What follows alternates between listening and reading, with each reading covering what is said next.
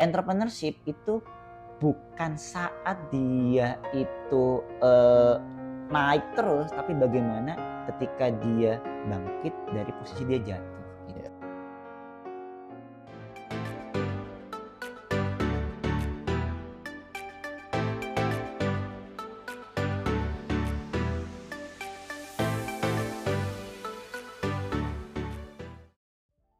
Halo calon pemimpin masa depan, selamat datang di podcast SI Indonesia. Dalam episode kali ini saya bersama CEO dari J99 yang kita kenal Juragan 99, Bapak Ganesha Widya Pradana. Apa kabar Bapak? Baik Pak Sam, terima kasih banyak atas undangannya hari ini. Sangat senang sekali bisa hadir di podcastnya SI Pak. Terima kasih juga Pak. Nah Bapak bisa cerita sedikit kan nih Pak mengenai Juragan 99 Corporation Pak? Oke, ketika kita bicara masalah Juragan 99 Corporation berarti ini adalah grup holdingnya dari semua unit bisnisnya di J99 Pak. Jadi memang secara luas kami ada 4 sektor bisnis yang ada dalam holding. Jadi yang pertama memang yang paling besar itu sektor beauty dan personal care. Nah, yang sudah join dengan distributornya SAI ada brand MS Glow for Men, kemudian ada brand Skin Genius. Kita juga masih ada brand-brand lain seperti yang paling besar memang brand MS Glow Beauty, kemudian ada brand anak Webiotic, kemudian juga ada brand high end skincare dan kosmetik, namanya itu ada Skin Theory. Kemudian juga di food and beverage kita ada juga Ciwater. Jadi untuk retail terutama memang kita paling besar itu di personal care dan skincare-nya sebetulnya, di beauty industry lah. Itu subsektor yang pertama. Kemudian yang kedua kita ada manufacturing and customer goods-nya sebetulnya. Jadi kita total ada 5 pabrik sebetulnya. Ada 3 pabrik ada 6 pabrik. Jadi ada 3 pabrik khusus untuk industri kosmetik. Ada di Malang, di Surabaya Sier, kemudian ada di dekat sini di Cikarang sebetulnya. Kemudian yang kedua ada kita pabrik packaging, juara Solution Global sebetulnya namanya. Kemudian kita juga ada pabrik manufacture AMDK air minum. Kemudian terakhir kita juga ada pabrik manufacture herbal. Secara manufacture kita ada 6 pabrik. Kemudian industri berikutnya adalah kita punya transportasi. Jadi kita ini memang brand sebetulnya J99 itu identiknya itu dengan Juragan 99 Trans sebetulnya.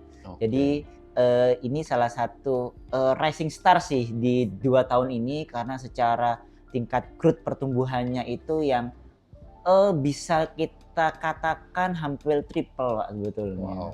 Bukan lagi double digit tapi juga udah triple digit sebetulnya karena memang secara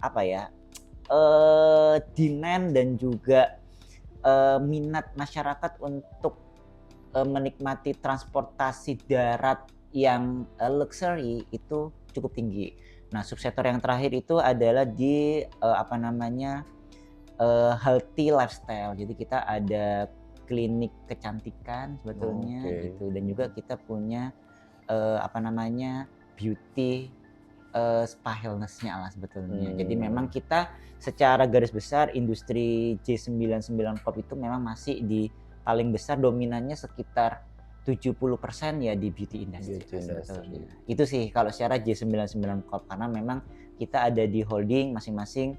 Kita total itu awalnya ada 20 unit bisnis. Saat ini kita lakukan restrukturisasi supaya secara efisiensi dan produktivitas lebih terjaga. Jadi total kita unit bisnis perusahaan di bawah J99 Corp itu totalnya ada 16 saat ini. Ada 16 perusahaan betulnya. Pak Ganes sebagai CEO dari 16 perusahaan di mana juga kategorinya berbeda ya Pak ya, ada beauty personal care, lalu ada manufacturing, ada transportasi. Itu bagaimana Pak menghandle-nya Pak? Nggak pusing Pak? Iya, kalau dibilang pusing banget sih Pak sebetulnya gitu. Cuma kan memang sejak saya diminta sebagai CEO di 2023, memang awalnya itu kita sebagai holding operasional untuk semua grup. Jadi setiap keputusan kebijakan itu semuanya harus melalui holding J99. Nah, itu memang saya melihatnya itu sebagai hal yang cukup berat karena apapun semuanya harus approval melalui saya. Jadi tidak ada otonomi atau kebebasan dari masing-masing unit bisnis ini untuk mengambil keputusan. Jadi akhirnya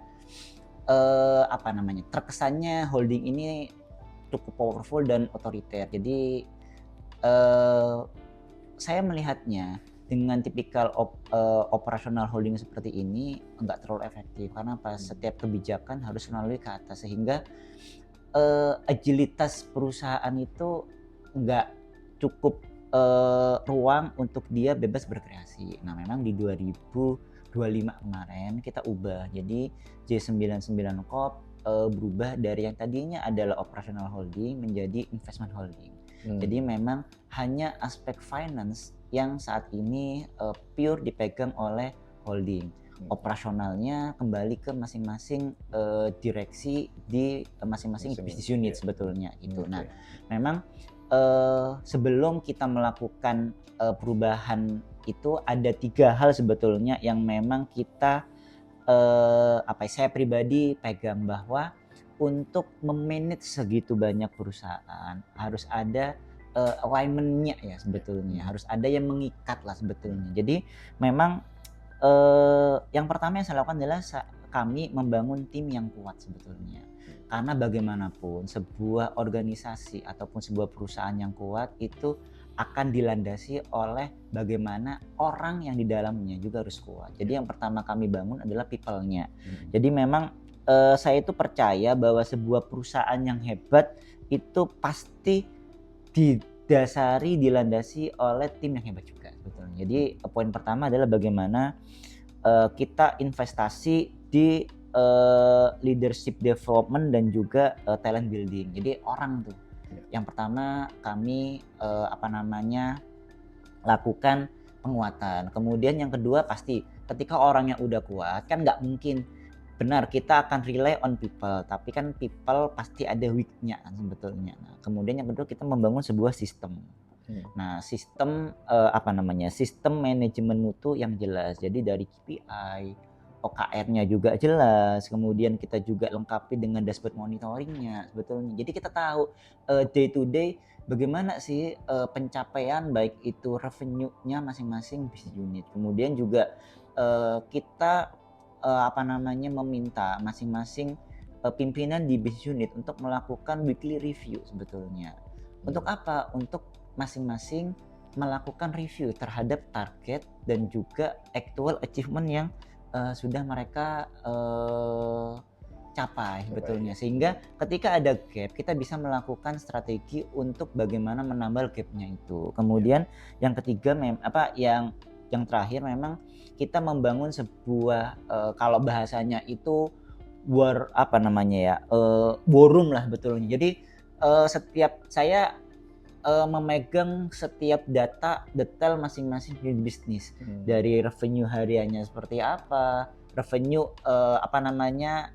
target compare ke actualnya, kemudian juga expense-nya dari actual versus targetnya seperti apa, sampai ke profitabilitasnya sebetulnya. Jadi dari situ kita bisa melakukan analisa yang lebih terstruktur. Oke, dari 14 hari kerja sisa 16 hari kita masih kurang achievementnya, misalkan masih baru mencapai 30-40%. Nah, berarti masih kurang 60%. Apa yang dikejar? Nah, jadi dari standarisasi sistem yang kita buat, kita bisa melakukan analisa yang lebih terstruktur, lebih lebih terukur sehingga memudahkan lah para pimpinan bisnis unit untuk mengambil sebuah keputusan sebetulnya gitu. Nah, baru yang terakhir, nah ini nih yang paling penting, di setiap awal tahun kita selalu melakukan vision alignment. Jadi kita selalu align bagaimana visi perusahaan sebetulnya gitu. Jadi secara kategorisasi bisnisnya memang berbeda, tetapi kita arah visinya itu harus sama sebetulnya. Kayak tahun ini kita mengusung tema bagaimana tahun eksekusi sebetulnya. Jadi memang kita selalu menekankan bahwa tahun 2026 ini adalah tahun kita melakukan eksekusi. Bagaimana setiap unit bisnis, setiap orang-orang yang ada di bisnis tersebut harus mampu melakukan eksekusi dengan baik, dengan cepat dan dengan terukur. Jadi memang 3 hal tadi dari people, orangnya, kemudian sistem dan juga vision alignment itu yang menjadi pegangan saya, sehingga yang tadinya memang saya cukup pusing, sekarang saya udah punya people di masing-masing bisnis unit. Saya punya masing-masing direktur, masing-masing general manager yang secara kompetensinya cukup kuat, integritasnya baik, kemudian ditambah bagaimana sistem yang bekerja dan vision alignment-nya. Jadi 3 faktor itu yang membuat saat ini alhamdulillah sih akhirnya saya bisa mengerjakan hal yang lain. Dalam hal investment saya putar lagi keuntungan perusahaan untuk kita bisa berinvestasi di subsektor yang lainnya. Gitu Pak. Nah Pak, kalau ngelihat kan biasanya kalau setiap perusahaan tuh pasti ada kayak corporate identitas atau mungkin yang menyatukan itu semua Pak. Nah itu ada nggak Pak? Ya. Jadi memang sejak saya jadi CEO, kita mengusung core value-nya itu champion, juara sebetulnya. Champion itu sebetulnya sebuah singkatan dari masing-masing core value. Champion itu mengandung makna, C-nya itu adalah kolaboratif. Jadi kita ingin masing-masing orang, masing-masing sumber daya yang ada di perusahaan itu bisa melakukan kolaborasi. Nggak hanya di internal perusahaan tapi juga lintas perusahaan seperti itu. Kemudian ada honest, champion C-nya tuh honest, sebetulnya jujur ya. Itu bagaimana kita ingin setiap individu itu memiliki nilai-nilai kejujuran yang kuat di perusahaan sebetulnya itu.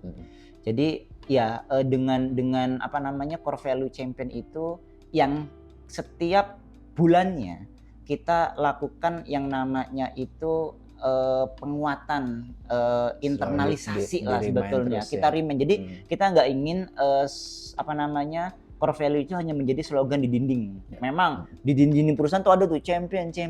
Nah kita nggak mau, kita ingin melakukan internalisasi dalam program-programnya. Nah salah satunya kita membuat semacam gerakan namanya champion influencer Pak, gitu. Nah jadi ada di Korkom kami melakukan aktivasi namanya champion influencer. Jadi setiap bulan itu kita selalu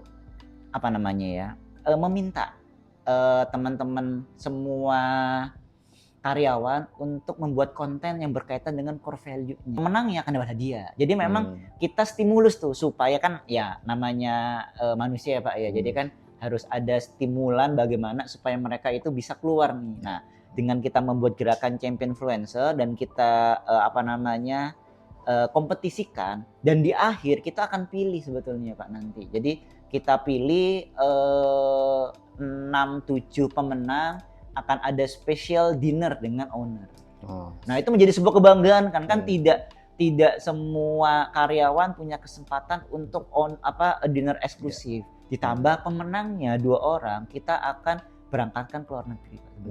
Nah jadi program champion influencer ini secara tidak langsung akan menginternalisasi nilai-nilai culture budayanya dari J99 Corp. Jadi memang yang pertama pasti kita ingin para leadernya itu menjadi contoh ya sebetulnya.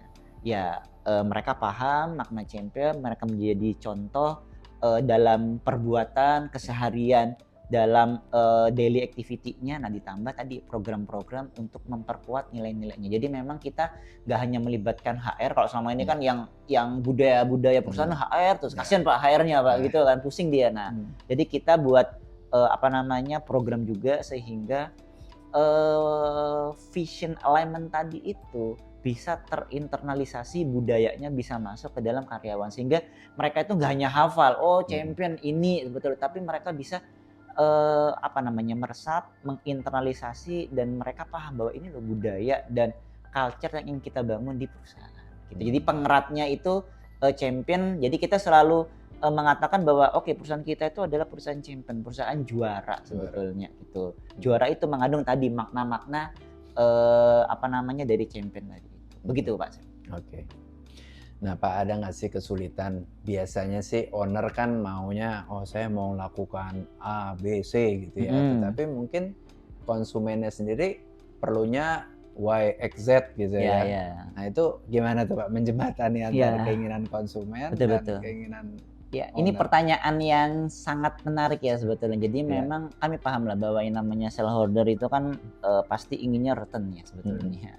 Sedangkan kami tahu bahwa konsumen itu ingin yang namanya value ya. Sebetulnya menurut saya itu dua hal ini bisa kita kolaborasikan sebetulnya. Jadi beberapa kali kami dalam forum komunikasi, diskusi selalu mengatakan bahwa kita itu harus punya pendekatan long term value creation. Apa sih sebetulnya nilai jangka panjang yang ingin kita terapkan? Nah, pun dalam membuat sebuah layanan produk, misalkan produk MS Glue for Men, salah satu kita memberikan creation value baru seperti yang saya sampaikan ke Pak Sam waktu itu bahwa kita ada produk yang cukup unik, yang dual cream itu di sini kayak nggak ada Pak. Nanti Pak Uca berarti belum dikirim sini Pak Uca itu ya. Jadi dual cream itu produk yang sangat unik sesuai dengan value creation-nya kami sebetulnya bahwa owner sebetulnya cukup paham bahwa mengejar return jangka pendek, profitabilitas itu kan penting kan, tapi kan kita harus terus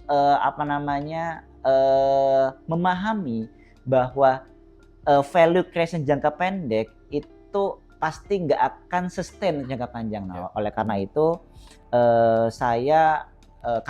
kami di perusahaan, di para leader selalu berkomitmen bahwa kita harus menciptakan pendekatan long term value creation gitu. Jadi kita selalu bertanya sih, apakah memang produk yang kami ciptakan ini membantu kebutuhan dari konsumen kita.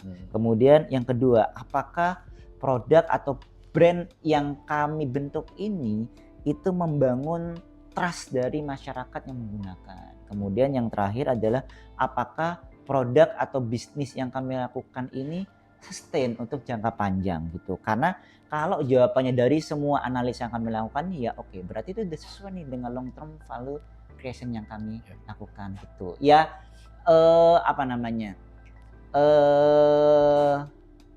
kontra ataupun beda pendapat dalam sebuah pengambilan keputusan hal yang wajar dalam sebuah organisasi Pak. Cuma kalau dari kami prinsipnya adalah bagaimana long term value creation, bagaimana menciptakan kedekatan terhadap konsumen ini menjadi objek utama kami gitu.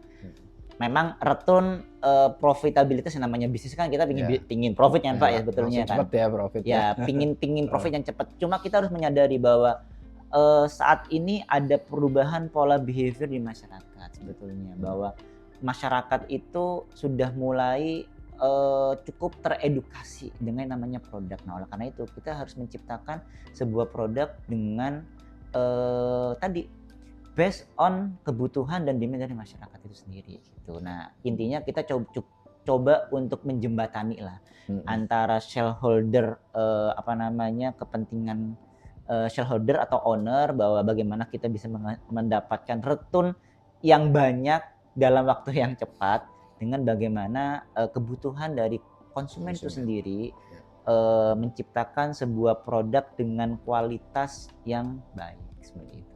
Jadi lebih sustain lah ya. Iya, jadi memang profit sesaat tuh. Betul karena kalau saya kemarin selalu mengatakan ke teman bahwa ke rekan-rekan para pimpinan bisnis bahwa bisnis yang baik itu kan bukan bisnis yang untuk 3 atau 4 tahun ke depan, tapi bagaimana bisnis yang bisa sustain sampai 6 sampai 10 tahun yang akan datang. Saya selalu bilang ke Pak Gilang juga bahwa kami di sini untuk terus bagaimana menjalankan bisnis ini agar sustain, agar nanti bisa diwariskan ke anak cucu sebetulnya.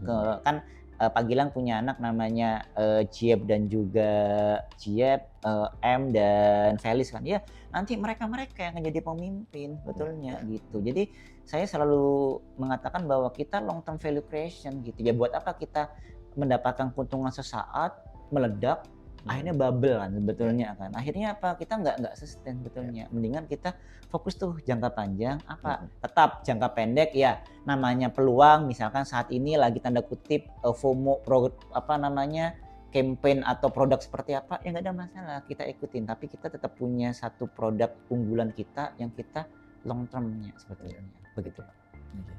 Bapak sebagai pemimpin perusahaan pasti ini ada ilmu khusus nih Pak yang bisa Bapak bagikan lah, tip-tip lah ya untuk anak-anak muda yang nantinya juga ingin menjadi pemimpin yang bijak juga seperti Bapak dan bisa memiliki visi atau long term vision lah Pak, seperti itu. Iya. Jadi sebetulnya kalau jujur Pak, kalau saya memang saya itu suka belajar sih Pak sebetulnya. Jadi saya dari jurusan psikologi, kemudian akhirnya saya belajar bisnis. Yang saya pernah cerita ke Pak Sam bahwa saya akhirnya bisnisnya pun juga jauh banget merger and acquisition kan sebetulnya kan. Bagaimana kita mempelajari tata cara mengembangkan bisnis dari bisnis yang kurang, akhirnya kita merger, kita akuisisi, kita benahi, kemudian bisnisnya baik kita jual. Nah, kemudian di 2 tahun terakhir saya juga kuliah lagi di capital market kan sebetulnya gitu. Jadi memang kalau dari saya sebetulnya untuk teman-teman yang ingin memulai usaha gitu kan. Jadi kan yang namanya pengusaha itu kan kata kuncinya itu kan usaha ya. Berarti kan harus berusaha kan sebetulnya. Karena dalam berusaha itu sebetulnya apa sih yang harus dimiliki oleh para pengusaha baru lah saya bilangnya itu. Jadi yang pertama itu memang mentalitas sih Pak sebetulnya. Tadi saya ditanya juga ketika saya baru dari BPOM kan sebetulnya. Pak Ganesha, apa sih sebetulnya yang harus dimiliki oleh seorang pengusaha itu atau pebisnis lah atau leader lah sebetulnya. Mental sebetulnya gitu. Jadi entrepreneurship itu bukan hanya kita mencari uang sebetulnya, bukan hanya mencari profit, tapi itu kita belajar tentang bagaimana kita berani mengambil sebuah resiko. Itu yang pertama.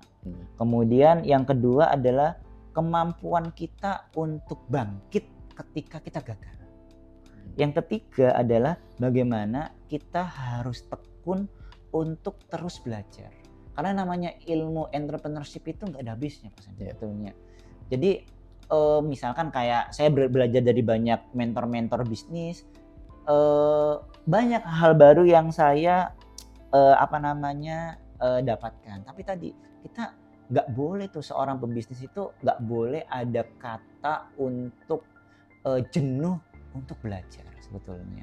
Nah, karena saya percaya sih dalam sebuah perjalanan bisnis itu kegagalan itu bukan kemungkinan. Karena yang namanya bisnis gagal itu nggak mungkin, tapi pasti sebetulnya. Nah, tetapi bagaimana kita menyikapi kegagalan itu adalah bagian dari proses dan kita punya mental untuk bisa bangkit dari sebuah kegagalan gitu. Karena banyak pengusaha yang ketika sukses dia naik ke atas, tapi ketika dia sudah jatuh, nah dia nggak bisa tuh bangkit lagi gitu. Karena seninya entrepreneurship itu bukan saat dia itu naik terus, tapi bagaimana ketika dia bangkit dari posisi dia jatuh gitu. Sama kayak kita di capital market kan, kan akan sangat gampang ketika hijau terus kita udah naik. Nah, tapi ketika kita merah, marketnya merah itu bagaimana penyikapan kita?